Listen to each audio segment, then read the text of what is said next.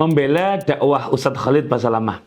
Beredar sebuah flyer berisikan kajian dan doa dalam rangka hari ulang tahun Bayangkara ke-80. Kajian itu diisi oleh Al-Ustadz Khalid Basalamah, hafizahullahu ta'ala wara'ah. Beragam komentar netizen pun membanjiri flyer tersebut. Ada yang langsung membid'ahkan karena dianggap mengkhususkan suatu doa pada momentum tertentu. Ada pula yang menimpali bahwa itu adalah sikap standar ganda. Jika salafi yang melakukan maka dianggap sunnah, namun jika selain salafi langsung dituduh bid'ah, dan berbagai komentar khas netizen Indo lainnya.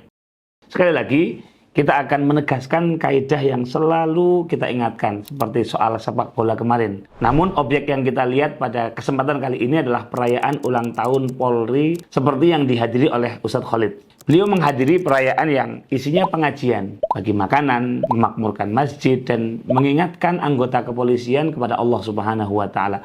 Beliau bukan datang pada acara pesta ulang tahun yang isinya kesia-siaan. Ini jelas bukan bid'ah mungkarah yang dijelaskan oleh para ulama. Lalu, bagaimana menyikapi fenomena seperti ini? Bismillah, kita bahas.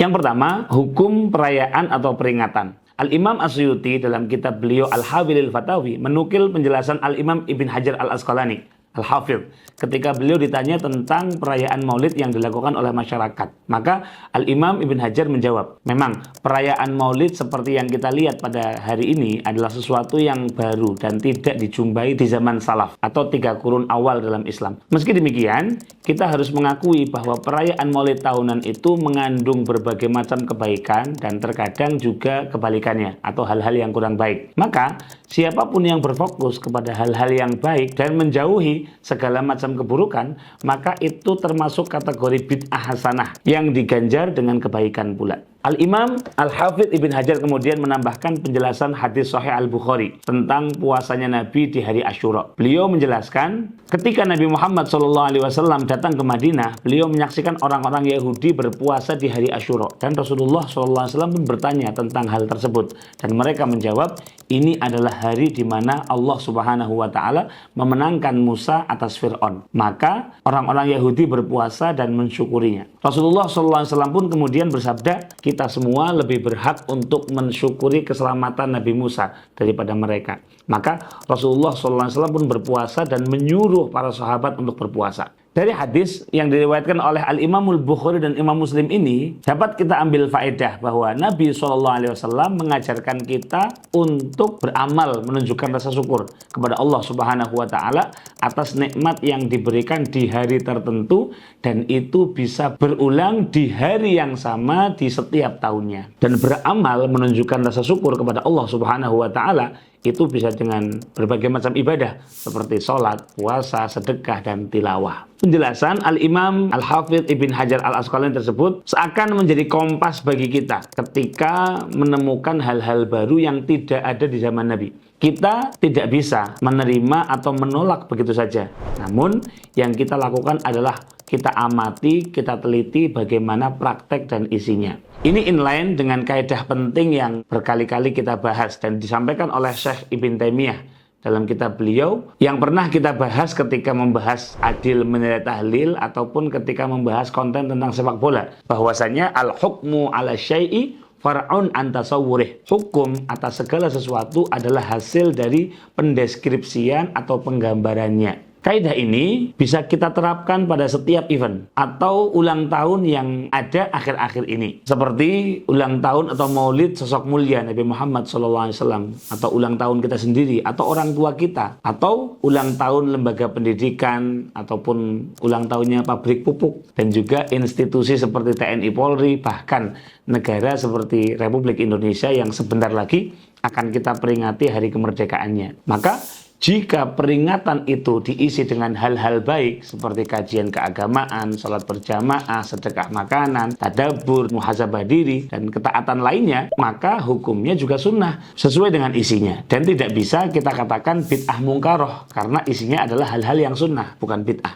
Dan sebaliknya, jika diisi dengan hal-hal yang haram seperti pesta miras, membuka aurat, dan hal-hal haram lainnya, maka hukumnya juga menyesuaikan isinya. Sekali lagi, hukum tidak melekat pada nama, tetapi melekat pada amal yang dikerjakan. Disinilah Hadratus Syekh Kiai Haji Hashim Asy'ari dengan adil mengingatkan dengan tegas terhadap orang-orang yang merayakan Maulid Nabi Shallallahu Alaihi Wasallam, namun mencampur adukan kebaikan-kebaikan dengan keburukan dan maksiat di dalamnya, seperti menggunakan alat musik yang haram, bercampurnya laki-laki dan perempuan tanpa batas. Seperti bisa kita lihat pada kitab At-Tanbihat Al-Wajibat Liman Yasna'ul Maulid bil Munkarat, peringatan yang wajib disampaikan kepada orang-orang yang merayakan Maulid dengan hal-hal yang mungkar. Mohon dicatat, ini bukan kata Ajir Ubaidillah, ini adalah penjelasan Al-Imam Al-Hafidh Ibn Hajar Al-Asqalani, pensyarah Sahih Bukhari yang paling terkenal itu. Juga Al-Imam Ibnu Taimiyah dan Al-Imam As-Suyuti Al-Hafidh rahimahumullahu ta'ala. Berarti apa hukumnya kajian dan doa di Bayangkara bersama Ustadz Khalid? Jika kita melihat dokumentasi yang beredar dengan latar setting kajian di masjid, memisah betul antara laki-laki dan perempuan, dan berbagai macam kebaikan yang kita lihat, maka saya husnuzon bahwa Ustadz Khalid adalah sosok yang sangat berhati-hati dalam mengawal acara. Dengan demikian, hukum acaranya sesuai dengan praktek ataupun konten-konten yang ada di dalamnya.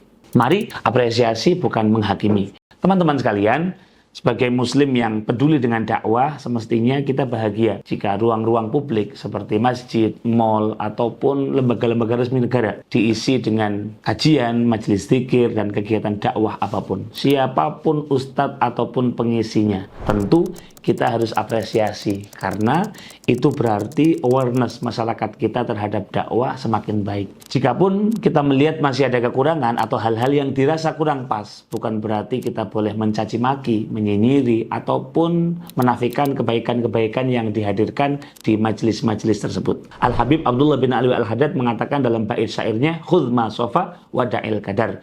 Ambillah kebaikan dari segala sesuatu dan tinggalkan keburukannya. Teman-teman, beberapa hari terakhir ini kita melihat postingan dari Pandawara Group bahwa dari 200-an juta kaum muslimin di Indonesia, hanya 38,9% yang sudah sadar menunaikan sholat. Sungguh sedih membaca hasil survei tersebut. Tentu karena sholat adalah ibadah paling penting bagi umat Islam. Daripada kita saling mengoreksi dan saling menyalahkan amalia saudara seiman yang sudah sadar untuk sholat, bagaimana kalau kita bekerja sama, menggarap, memikirkan agar 61,1 yang belum mau sholat, kita usahakan agar tergerak untuk mereka mau sholat. Serta 38,9-nya makin istiqomah.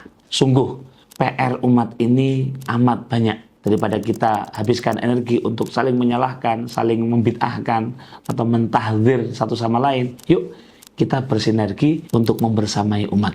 Semoga Allah Subhanahu wa Ta'ala senantiasa menyatukan hati kita di dalam kebaikan. Amin ya Rabbal Alamin.